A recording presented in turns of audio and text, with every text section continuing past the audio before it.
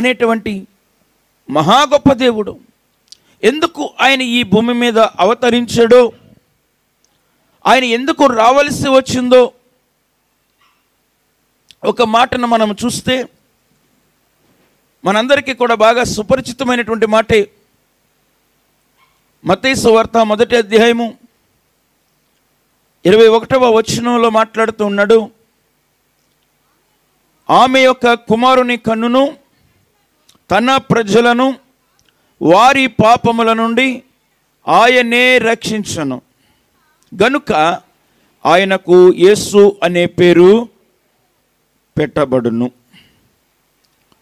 తన ప్రజలను వారి పాపముల నుండి. ఆ చిన్న ముక్క చాలు. నేను దేవుని మాటను, వాక్యాన్ని చదువుతూ ఉన్నప్పుడు ఆ చిన్న మాటను అండర్లైన్ చేసుకున్నాను. తన ప్రజలను వారి పాపముల నుండి. చాలు. తన ప్రజలు ఏమండి, తన ప్రజలు అన్నాడు. రెండవది వారి పాపములు అన్నాడు బైబిల్ గ్రంథంలో. అంటే తన ప్రజలు పాపులుగా మారిపోయారా? తన ప్రజలు ఎవరు? తన ప్రజలు ఎక్కడి నుండి వచ్చారు? తన ప్రజలు 100వ కీర్తనలు అంటాడు, ఆయనే మనలను పుట్టించెను, మనము ఆయన వారము, మనము ఆయన ప్రజలము, మనము ఆయన మేపు గొర్రెలము. తన ప్రజలు ఎవరయ్యా అని అంటే ఈ లోకములో తల్లి గర్భములో నుండి పుట్టిన ప్రతి మానవుడు కూడా దేవుని బిడ్డే. అందులో కుల మతాలు లేవు, వర్గ విభేదాలు లేవు, దేశాల భిన్నత్వం లేదు. గమనించాలి. ఒక మాట చెప్తాను ఈరోజు. దేవుడు మనిషిని చేశాడు, అంతే కదండి. దేవుడు మనిషిని చేశాడు. మనిషి ఏమో మతాన్ని చేసుకున్నాడు. అవును, అర్థమైందన్నమాట. దేవుడు మనిషిని సృష్టించాడు, మనిషి మతాన్ని సృష్టించుకున్నాడు. కాబట్టి మతానికి దేవునికి సంబంధం లేదు. అందరూ కూడా గుర్తుపెట్టుకోవాలి. మతము వేరు, దేవుడు వేరు. మతము వేరు, దేవుడు వేరు. మతము మనిషి సృష్టించుకున్నాడు కాబట్టి మతానికి మనిషికి మాత్రమే సంబంధం, దేవునికి ఏమాత్రం సంబంధం లేదు. దేవునికి ఏది సంబంధమయ్యా అని అంటే దేవునికి కేవలము తను తయారు చేసుకున్న మనిషికి మాత్రమే సంబంధం. మనిషి కావాలని కోరుకుంటున్నాడు కానీ మతాన్ని కావాలని కోరుకోలేదు. అందుకనే మనము ఈ బైబిల్ గ్రంథం, పరిశుద్ధమైనటువంటి ఈ గ్రంథంలో మొదటి పేజీ నుండి ఆఖరి పేజీ వరకు మీరు ఎక్కడైనా సరే చదవండి, క్రైస్తవ మతము అనేటువంటి పేరు మనకి ఎక్కడ కూడా కనిపించదు. అది మతమైతే కదా మనకి కనపడేది. ఏమన్నా అర్థమవుతుందా? క్రైస్తవము మతము కాదు, మనకి రాలేదు. వినాలి ఇక్కడ ఒక 3 మాటలు: దేవుడు, మనిషి, మతము. ఏమండి, దేవునికి మనిషికి సంబంధం కానీ దేవునికి మతానికి సంబంధం లేదు. దేవుడేమో మనిషి కోసం తాపత్రయపడుతున్నాడు, మనిషి ఏమో మతం కోసం తాపత్రయపడుతూ ఉన్నాడు. ఏమండి, దేవుడు ఎవరి కోసం తాపత్రయపడుతున్నాడు? మనిషి కోసం. ఎందుకు మనిషి కోసం దేవుడు తాపత్రయపడుతున్నాడు అని అంటే మనిషిని దేవుడు తయారు చేసుకున్నాడు కాబట్టి. ఏమండి, తయారు చేసుకున్న వస్తువును చూసి మురిసిపోతూ ఉంటాం. ఒకరోజు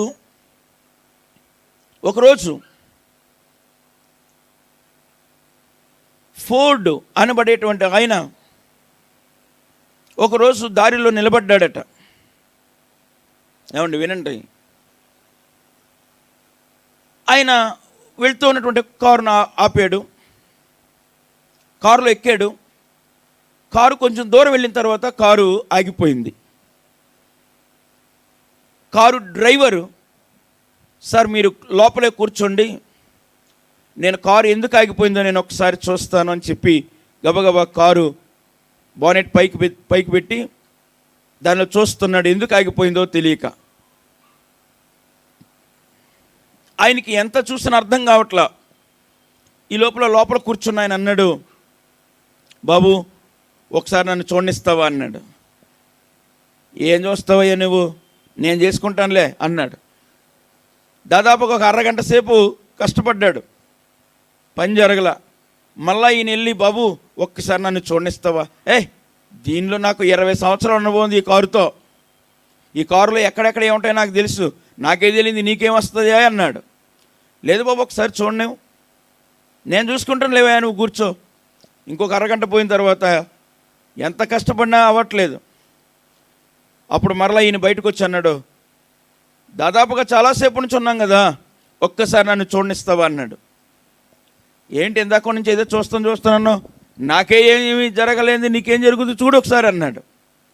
ఈయన ఫోర్డ్ లోపలికి వెళ్ళి బయటకు వచ్చి జస్ట్ ఒంగోని దానిలో ఏదో చేశాడు. ఒక్క క్షణం ఒక్కసారి నువ్వు ఆన్ చేయి అన్నాడు. వెంటనే కారు స్టార్ట్ అయిపోయింది.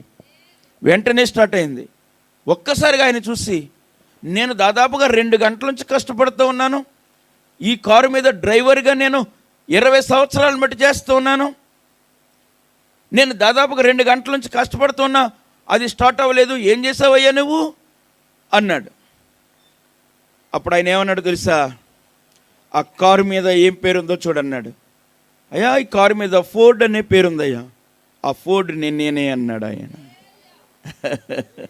ఆ ఫోర్డ్ నేనేనయ్యా, ఈ కారుని తయారు చేసింది నేనే, ఈ కారుని కనిపెట్టింది నేనే, ఈ కారులో ఏ మూల ఏ వస్తువు ఉందో, ఏ విధమైన రిపేర్లు వస్తాయి అన్ని సమస్తం కూడా నాకు తెలుసు, నువ్వు కేవలం డ్రైవరు మాత్రమే, కానీ దీనిని తయారు చేసిన వ్యక్తినయ్యా నేను అన్నాడు. దేవుని బిడ్డలారా, ఈ మాట నేను ఎందుకు చెప్తున్నానో తెలుసా, ఈ లోకంలో తల్లి గర్భములో నుండి పుట్టిన మనమందరం కూడా దేవుని చేత మనము తయారు చేయబడ్డాం. కాబట్టి మన గురించి అన్నీ తెలిసిన వాడు దేవుడే. ఆయనను మించి మనం ఎక్కడికి వెళ్ళలేం.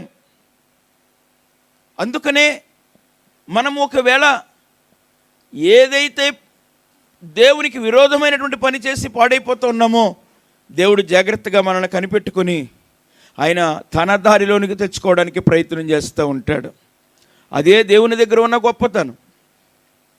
ఈరోజు మనము వింటూ ఉన్నటువంటి మాట, తన ప్రజలు అని అన్నాడు మొట్టమొదటిగా, రెండవది వారి పాపములు అన్నాడు. ఈ 2 మాటల గురించి చెప్పేసి ముగించేస్తాను. తన ప్రజలు ఎవరయ్యా? తన ప్రజలు ఎవరయ్యా? ఏమండి, మనము ఆయన ప్రజలం ఎలాగయ్యాం? ఏమండి, మనం ఆయన ప్రజలం ఎలాగయ్యాం అంటే, ఒక క్రైస్తవులు మాత్రమేనా దేవుని యొక్క ప్రజలు? దేవుని అంగీకరించిన వారు మాత్రమేనా? బాప్తిసం తీసుకున్న వారు మాత్రమేనా? చర్చి సంఘ సభ్యులేనా దేవుని యొక్క పిల్లలు? మేము దేవుని బిడ్డలవండి అని అంటాం. అంటే దేవుని యొక్క మందిరానికి వచ్చిన వారేనా దేవుని బిడ్డలు? తన ప్రజలు అన్నాడు. ఈరోజు దేవుడు మాట్లాడుతూ ఉన్నాడు, తన ప్రజలు ఎవరయ్యా అని అంటే,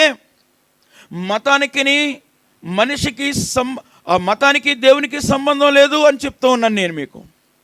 అంటే ఈ లోకంలో నీకు నాకు మతం కావాల్సి వచ్చింది, కానీ దేవునికి మాత్రం మనం కావాల్సి వచ్చాం.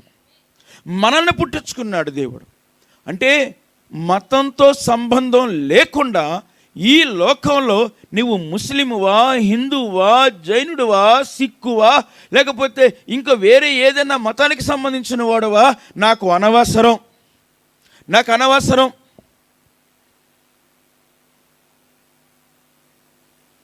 నువ్వు తిరిగినంత మాత్రాన నా కొడుకు కాకపోవు కదా.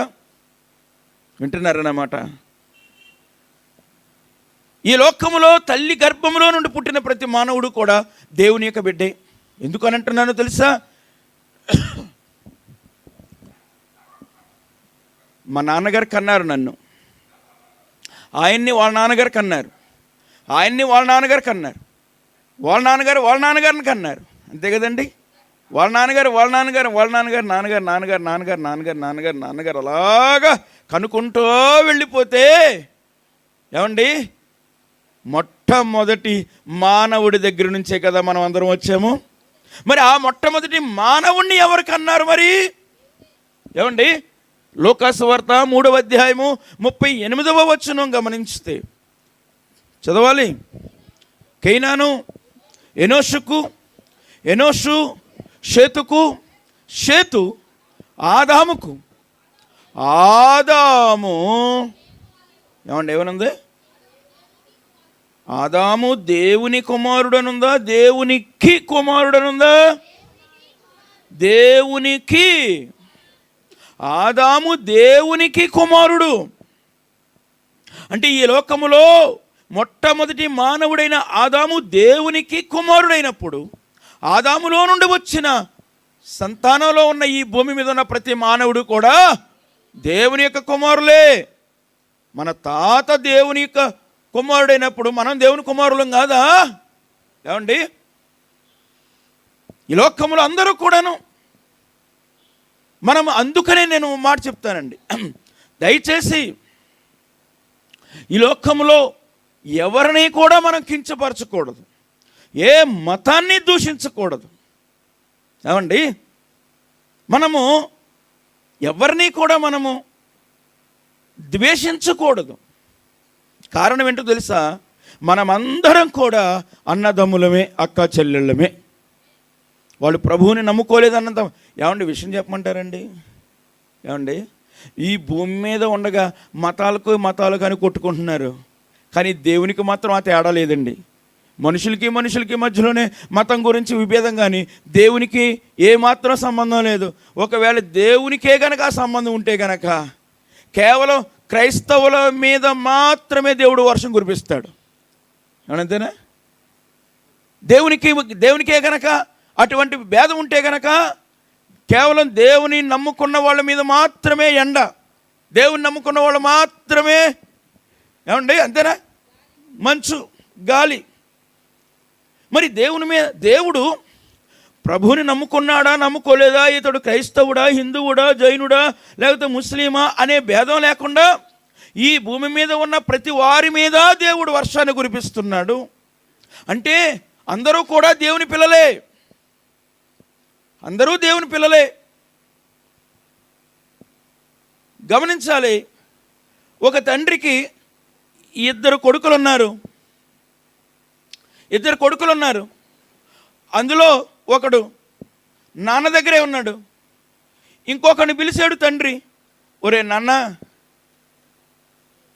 కాస్త రావులపాలెం వెళ్ళరారా, పనుందిరా, ఆ రావులపాలెం వెళ్ళి అదిగో అక్కడ ఒక ఆ పని చూసుకొని రారా అని అన్నాడు నాన్న. ఏమండి, వీడేం చేశాడు, సరే నాన్న వెళ్తాను అని చెప్పి సెంటర్ వరకు వెళ్ళాక వాడికి ఒక స్నేహితుడు తగిలాడు. ఇదిగో పని చేయి, మీ నాన్నకి రావులపాలెం వెళ్ళామని తెలుసు కాబట్టి, వింటున్నారన్నమాట, రావులపాలెం వెళ్ళామని తెలుసు కాబట్టి ఇదిగో మనం ఓ పని చేద్దాం, మన ఇద్దరం కలిసి రాజమండ్రిలో పని ముగించుకొని రాజమండ్రి నుంచి రావులపాలెం వెళ్ళి అక్కడి నుంచి ఆ పని ముగించుకొని వచ్చేద్దాంరా అన్నాడు. ఏమండి, సరే రైతేనే అని చెప్పి ఆ స్నేహితుడు బండెక్కి వీడు రాజమండ్రి వైపు వెళ్తున్నాడు. ఇప్పుడు వీడు తండ్రి మాట విననట్ట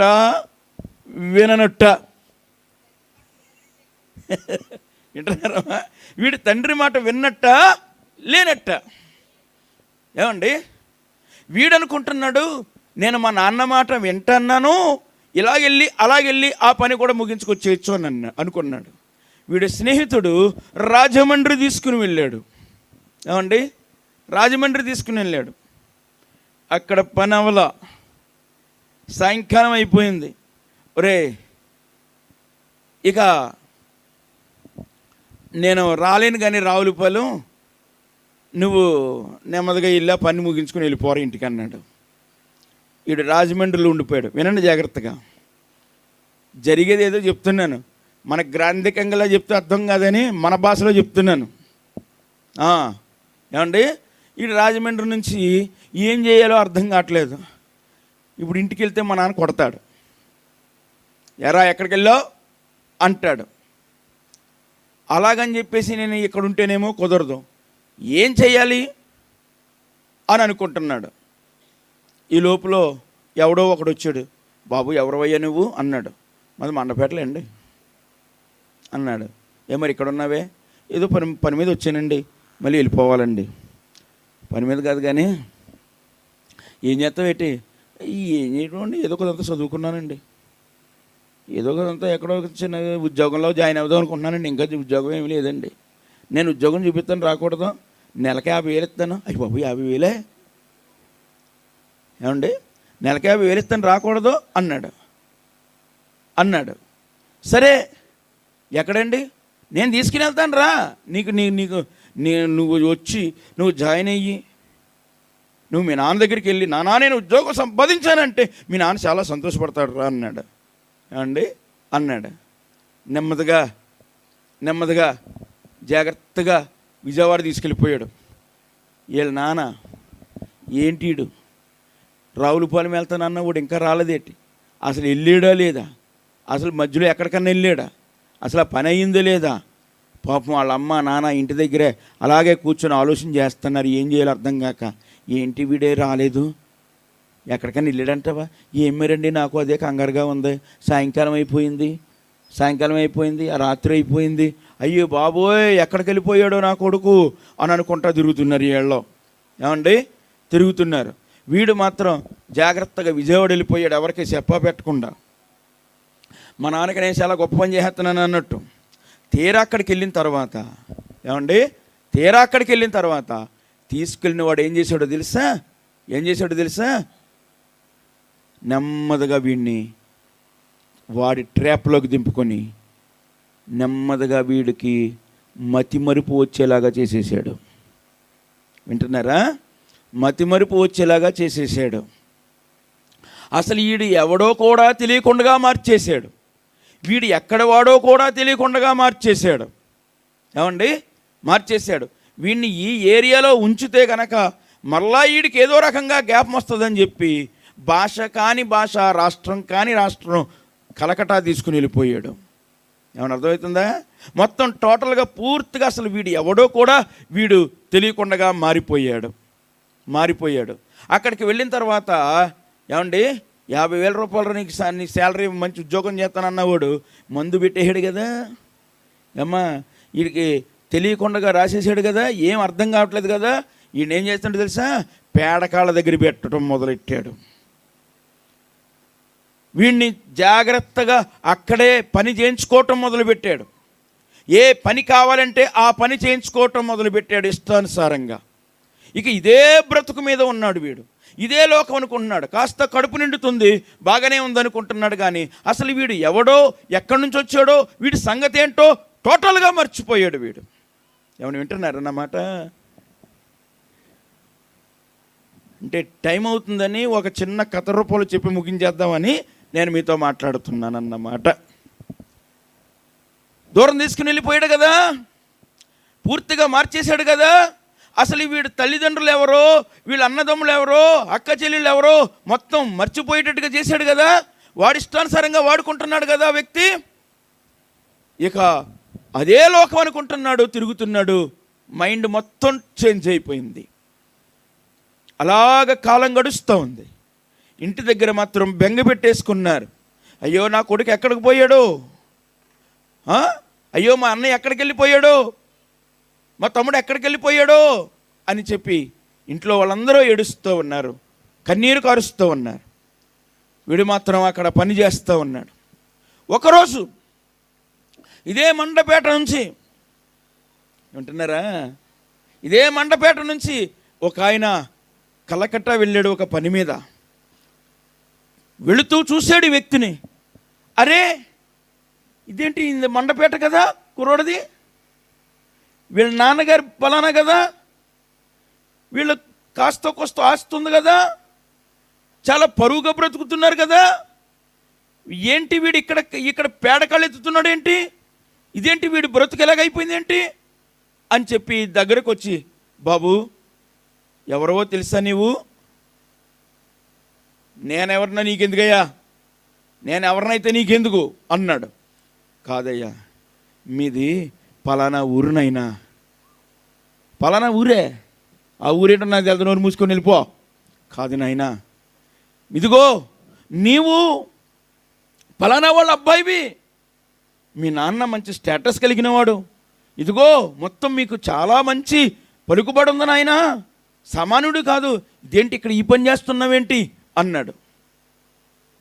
లేదు లేదయ్యా, నాకేం తెలియదు, నోరు మూసుకో, నాకు ఇక్కడ బాగా ఫుడ్ దొరుకుతుంది, అన్నీ బాగానే ఉన్నాయి, నువ్వు వెళ్ళిపో, ఎవడో నాకు తెలదో అన్నాడు.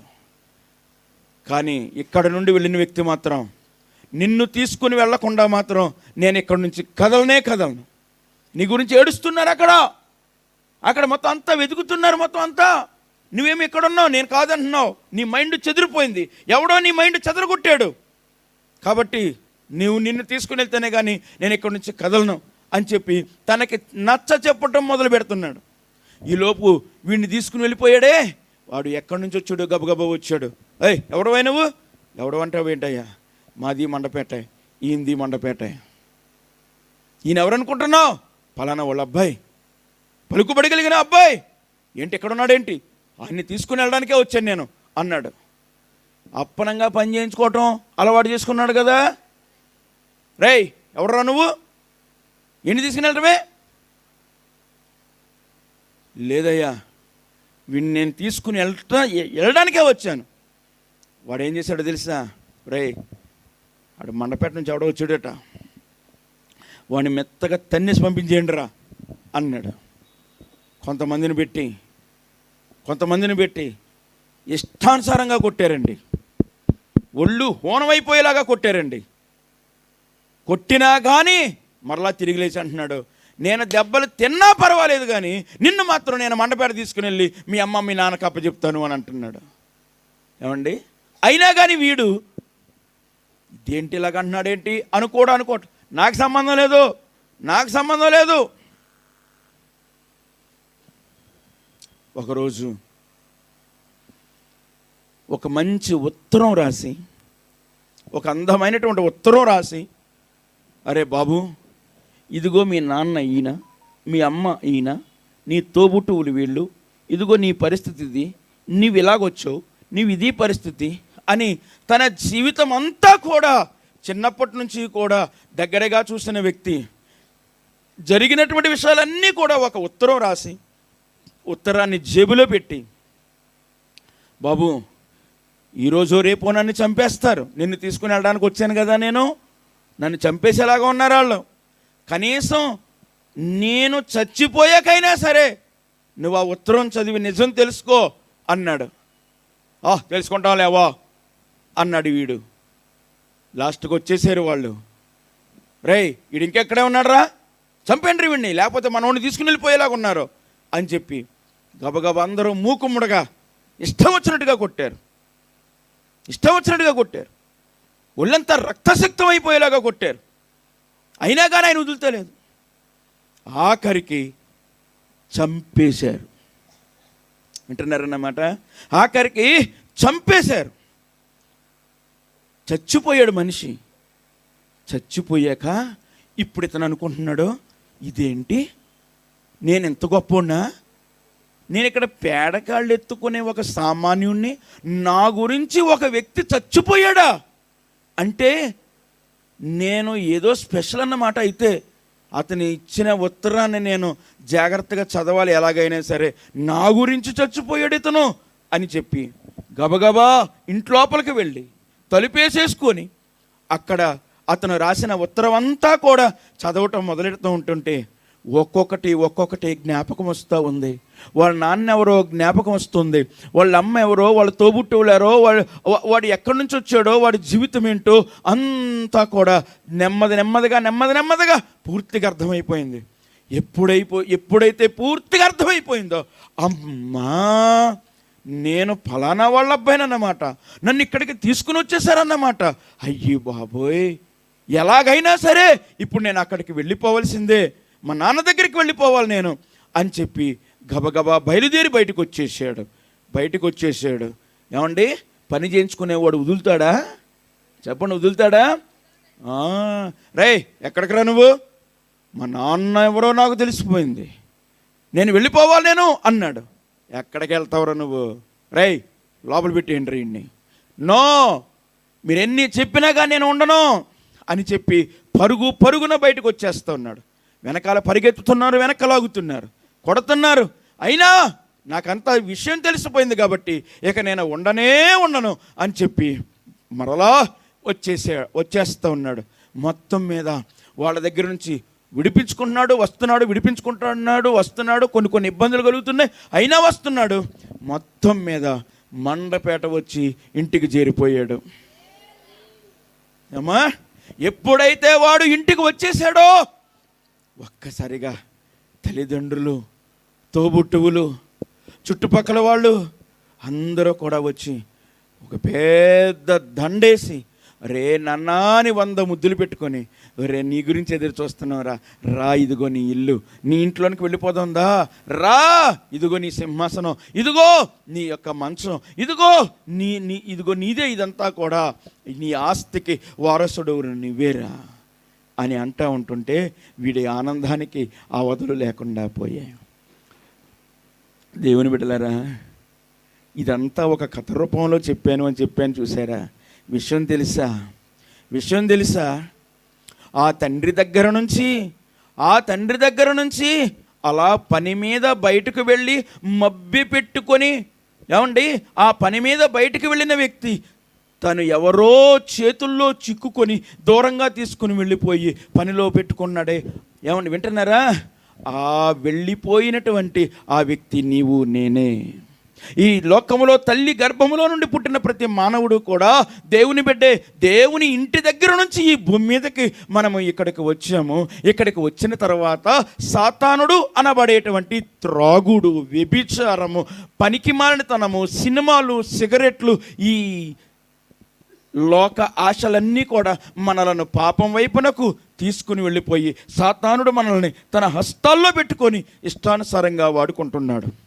ఇదేరా మతము, ఇదేరా నీ జీవితం అంటే, ఇప్పుడు కాకపోతే ఇంకెప్పుడు అనుభవిస్తావురా అంటూ మొదలుపెట్టాడు. వినాలి మాట. కరెక్ట్గా అదే టైంలో ఇదే గ్రామం నుండి ఒక వ్యక్తి వచ్చాడు అని చెప్పానే. ఆయనే మన ప్రభువైన యేసుక్రీస్తు.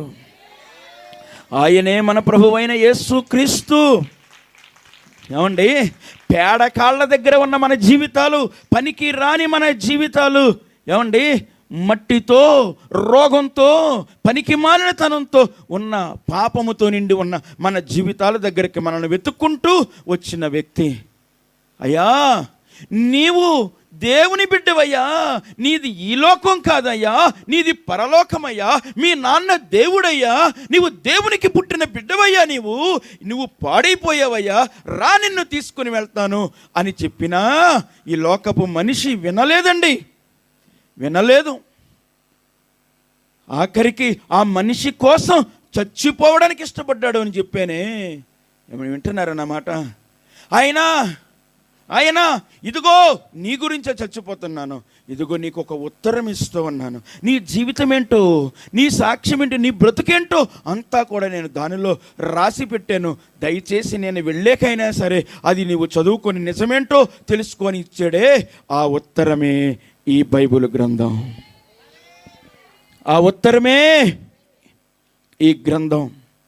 ఎవరైతే దీనిని చదువుతారో అట్టివారు, ఎవరును నేను, ఎక్కడ నుండి వచ్చాను, నా జీవితం ఏంటి, మరలా నేను చచ్చిపోతే నేను ఎక్కడికి వెళ్ళాలి అని తెలిపేటువంటి ఈ గ్రంథము ఎవరు చదివితే వారి జీవితం కనపడుతుంది ఇందులో.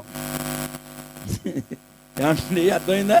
ఇది మత గ్రంథం కాదు, ఎవరు చదివితే వాళ్ళ జీవితం కనపడుతుంది. అది గొప్పతనం దీనిలో. అందుకునే దీనికి ఏం పేరు పెట్టారో తెలుసా? దీనికి పేరేం పెట్టారో తెలుసా? ఈ బైబిల్ గ్రంథము అద్దము వంటిది అన్నారు. దీని పేరేంటో తెలుసా? అద్దము. అద్దం ముందు వెళ్ళి నిలబడు. ఏమండి, నేను అద్దం ముందుకు వెళ్ళి నిలబడ్డాను అనుకో, చిరంజీవి కాపాడతాడా? ఏమండి, పవన్ కళ్యాణ్ కనపడతాడా? నేను అద్దం ముందుకు వెళ్తే ఎవరు కనపడతారు? ఉన్నది ఒకే అద్దం, వినాలి నా మాట, ఉన్నది ఒకే అద్దం. నువ్వు వెళ్తే నీ ముఖం కనపడద్ది, నువ్వు వెళ్తే నీ ముఖం కనపడద్ది, నేను వెళ్తే నా ముఖం కనపడద్ది, ఇదిగో ఆయన వెళ్తే ఆయన ముఖం కనపడద్ది. అంతేనండి, అద్దం ఒకటే. ఎవరు వెళ్తే వాళ్ళ ముఖం, ఎవరు వెళ్తే వాళ్ళ యొక్క జీవితం, ఎవరు వెళ్తే వాళ్ళ మచ్చలు కనబడతాయి. నీ మచ్చ నాకు, నా మచ్చ నీకు కనబడదు కదా అద్దంలో. ఈ బైబిల్ గ్రంథం కూడా అద్దము వంటిది. ఒకరోజు కొంతమంది మతోన్మాదులు రామకృష్ణమూర్తి గారు అని ఒక గుళ్ళో పూజారి గారి దగ్గరికి, ఆ గుళ్ళో పూజారి గారి దగ్గరికి వచ్చి, అయ్యా రామకృష్ణమూర్తి గారు, ఈ క్రైస్తవులు మా గ్రంథం చాలా గొప్పది, మా గ్రంథం మించిన గ్రంథం లేదు, అంతా ఇంత అంటున్నారు, అసలు మీరు దానిలో ఉన్న తప్పులన్నీ ఎత్తుకు పట్టుకొని రాయండి, మొత్తం వాళ్ళ సంగతి ఏంటో వదిలించేద్దామండి అని అన్నారు. ఈ పూజారి గారు అన్నారు, అయ్యా మరి రాస్తాను, చదువుతాను, పండితుణ్ణి కదా, జాగ్రత్తగానే చదువుతాను, మరి నాకేంటి అన్నాడు. మరి నాకేంటి అన్నాడు. ఇదిగో ఈ బైబిల్ అంతా చదివి దీనిలో ఉన్న తప్పులన్నీ కూడా మీరు రాసిస్తే గనక మీకు 50,000 రూపాయలు గిఫ్ట్గా ఇస్తామండి అన్నారు. ఓకే, ఒక కొత్త బైబిల్ ఇచ్చారు, ఒక నోట్బుక్ ఇచ్చారు, ఒక పెన్ ఇచ్చారు, 3 నెలల గడువు ఇచ్చారు. ఈ 3 నెలల్లో చదివి దానిలో ఉన్న తప్పులన్నీ రాయండి, వాళ్ళ పని చెప్దామని మతోన్మాదులు కొంతమంది. ఈయన లోపలికి వెళ్ళి చదవటం మొదలుపెట్టాడు. పూజారి గారు రామకృష్ణమూర్తి గారు ఆయన పేరు. ఏమండి, ఆయన చదవటం మొదలుపెట్టాడు. నెల అయింది, 2 నెలలు అయింది, 3 నెలలు అయింది. 3వ నెల పూర్తయిపోయిన తర్వాత వీళ్ళు 50,000 రూపాయలు డబ్బులు ఇచ్చిన వాళ్ళు ఉన్నారే, వాళ్ళు వచ్చి ఎన్ని తప్పులు రాశాడో చూద్దాం అని చెప్పి గబగబా వచ్చి తలుపు తట్టి, ఏమండి రామకృష్ణమూర్తి గారు తలుపు తీయండి, మేము వచ్చేసాం అన్నారు. నిజంగా జరిగిన వాస్తవం అండి ఇది. వెంటనే రామకృష్ణమూర్తి గారు అలా తలుపు తీసి వాళ్ళని చూడగానే అన్నాడు, ప్రైజ్ ద లార్డ్ అన్నాడు. చూడగానే అన్నాడు, ప్రైజ్ ద లార్డ్ అన్నాడు. ఏయ్ ఎవరు నువ్వు ప్రైజ్ లార్డ్ అంట? ఏది నీకు ఇచ్చిన బైబిల్ ఏది? ఎన్ని తప్పులు రాసావు అన్నారు. అప్పుడు ఆయన అన్న మాట ఏంటో తెలుసా? అయ్యా ఇదిగో బైబిల్లో ఉన్న తప్పులు వెతికి పట్టుకోమని మీరు నాకు చెప్పారే, బైబిల్లో ఎన్ని తప్పులు ఉన్నాయో రాద్దామని నేను బైబిల్ చదువుతూ ఉంటే నాకు తెలిసిన విషయం ఏంటో తెలుసా? బైబిల్ చదువుతూ ఉంటే బైబిల్లో ఉన్న తప్పులను నేను వెతకడానికి ప్రయత్నం చేస్తూ ఉంటుంటే నాలో ఉన్న తప్పుల్ని బయటపెట్టిందయ్యా ఈ బైబిల్లో ఉన్న తప్పులు నేను వెతుకుదామనుకో నేను చదువుతుంటే చదివే కొద్దీ నాలో ఉన్న ప్రతి తప్పు ప్రతి పాపము బయటకు వస్తూ ఉంటుంటే నాకు దుఃఖం ఆగలేదయ్యా. నేను ఎంత పాపినో, నేను ఎంత పనికి మాలిన వాడినో, నేను ఎంత భ్రష్టున్నో నాకు అర్థమైందయ్యా. మీకు విషయం తెలుసా? ఈ రోజు నుంచి నేను పౌరహత్వం మానేస్తున్నాను. ఈ రోజు నుంచి కూడా నేను పూజారితనం మానేస్తున్నాను. ఇదిగో మీరిచ్చిన బైబిలే పట్టుకొని ప్రపంచమంతా తిరుగుతాను అన్నాడు. ఆయన పేరే ఆర్ఆర్కే మూర్తి గారు అంటున్నాం ఇప్పుడు మనం.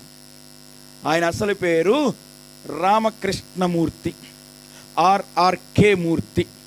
మన ఇంతకుముందు మన చిన్నప్పుడు శ్రోతలు వింటున్నారా అని అనేవాడు చూసారా? ఏమండి రేడియో, ఏమండి ప్రేమధార అనే కార్యక్రమంలో ఒక ఆయన వాక్యం చెప్పేవాడే ఆయనే రామకృష్ణమూర్తి గారు. ఆయన ఎలా మారారయ్యా అని అంటే ఆయన పాస్టర్ గారు వాక్యం చెప్తే మారలేదు, వాళ్ళు చెప్తే మారాడు. ఆయనకి లాస్ట్కి ఆయనకి ఇచ్చిన బిరుదు ఏంటో తెలుసా? ఈజ్ ద క్రిస్టియన్ స్టార్ అనేటువంటి బిరుదు ఇచ్చారు ఆయనకి. ప్రపంచాన్ని మార్చినటువంటి క్రైస్తవ ధృవతార అనే బిరుదు ఇచ్చారు ఆయనకి. లక్షలాది మంది ఆయన వాక్యాలకి ప్రభావితమయ్యారు. లక్షలాది మంది మారిపోయారు దేవుని బిడ్డలుగా.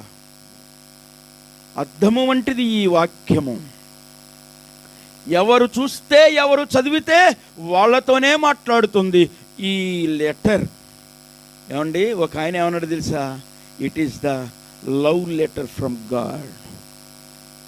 ఏమండి, ఇది దేవుని దగ్గర నుండి వచ్చిన ప్రేమ లేఖ. ఏమండి, ఈ లోకపు ప్రేమ ఏమండి స్వార్థంతో కూడుకున్న ప్రేమ కదంటారా? ఈ లోకపు ప్రేమ డబ్బుంటేనే ప్రేమ, అందం ఉంటేనే ప్రేమ, బలం ఉంటేనే ప్రేమ, మంచి కులం ఉంటేనే ప్రేమ. కానీ దేవుని ప్రేమకు ఇవన్నీ అడ్డంకి కానే కాదు. కారణం ఏంటో తెలుసా? ఆయన తన ప్రజలను వారి పాపముల నుండి ఆయనే రక్షించును. తన ప్రజలు, తన బిడ్డ పాడైపోయాడని, పాపంలోనికి వెళ్ళిపోయాడని మరలా ఆయన వెతుక్కుంటూ భూమి మీదకు వచ్చి మనిషిని మరలా తన బిడ్డలుగా మార్చుకొని మరలా తన నిత్యమైన తన నివాసానికి తీసుకుని వెళ్ళడానికే వచ్చాడు. అదే క్రిస్మస్ అంటే. క్రిస్మస్ అంటే ఏమండి? క్రిస్మస్ అంటే అర్థం తండ్రి తన పిల్లలను, పాడైపోయిన పిల్లలను వెతుక్కుంటూ వచ్చి ఆ పాడైపోయిన పిల్లవాడి కొరకు తన ప్రాణాన్ని పెట్టి తన దారిలోనికి తెచ్చుకొని మరలా పూర్వపు వైభవాన్ని ఇవ్వటమే ఈ క్రిస్మస్ పండుగ యొక్క ముఖ్యమైన ఉద్దేశం తప్ప మతము కానే కాదు. దయచేసి దీనిని మతము అని పిలవద్దు. యేసయ్య చెప్పిన మాట ఏంటో తెలుసా? నేను మార్గాన్ని చూపించడానికి వచ్చాను కానీ మతాన్ని స్థాపించడానికి రాలేదు నాన్న. నీవు వెళ్ళే మార్గం, నువ్వు రావులపాలెం వైపు వెళ్ళవలసిన వాడివి, రాజమండ్రి వైపు వెళ్ళిపోతున్నావు అని చెప్పి ఇది తప్పుడు మార్గం, ఇలా వెళితే పాపం ఉంది కాబట్టి ఇదిగో నువ్వు రాని మరలా వెతుక్కుంటూ వెనక్కి తీసుకుని వచ్చి వెళ్ళాల్సిన చోటుకి తీసుకుని వెళ్ళటమే క్రిస్మస్ పండుగ యొక్క ముఖ్య ఉద్దేశం. అటువంటి దేవాది దేవుడు ఈ రోజున మనందరి యొక్క జీవితాల్లో పుట్టాలి. మనమందరం నిజమేంటో తెలుసుకోవాలి. మనమందరం కూడా మంచి మార్గంలోనికి రావాలి. మనలను పుట్టించిన మన తండ్రి దగ్గరికి మనమందరం కూడా చేరుకోవాలని మనవి చేస్తూ ఈ మాటలు ముగిస్తూ ఉన్నాను. చిన్న ప్రార్థన చేస్తాను. మహాగణుడా, మహోన్నతుడా, ప్రేమస్వరూపి, ప్రేమ కలిగిన దేవానికి వందనాలు. ఇంతవరకు మీరు మాట్లాడారు. ఇందులో ఏ ఒక్క మాట మా సొంత మాట కాదు నాన్న. ప్రతి మాట నీ మాటే. పాడైపోయిన నీ పిల్లల కొరకు పనిగట్టుకొని వచ్చి నీ అమూల్యమైన ప్రాణాన్ని ఇచ్చి నిజమేంటో చెప్పి మరలా నీ బిడ్డలుగా మార్చుకొని నీ పరలోకానికి వారసులుగా తీసుకున్నవే. ఇంత గొప్ప దేవుడు మాకు ఇంకెవరు దొరుకుతారు? అందుకనే యెహోవా తమకు దేవుడుగా గల జనులు ధన్యులు అని నీ లేఖనాల్లో ఉంది నాన్న. కాబట్టి ఇంకా ఎవరైతే నిన్ను తెలుసుకోలేదో వారు ఒక్కసారి నీ పాదాల దగ్గరికి వచ్చి వాస్తవాన్ని తెలుసుకునే భాగ్యాన్ని దయచేయమని, ఇప్పుడు వచ్చిన ప్రతి బిడ్డను పేరు పేరున ఆశీర్వదించమని యేసు నామములో అడుగుచున్నాను తండ్రి. ఆమేన్.